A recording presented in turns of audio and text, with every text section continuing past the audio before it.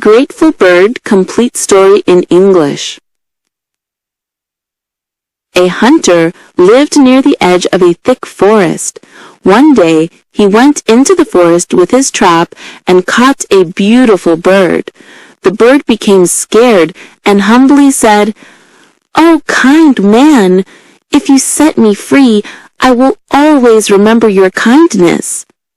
The hunter first thought about selling the bird to earn some money, but the bird's innocent words melted his heart.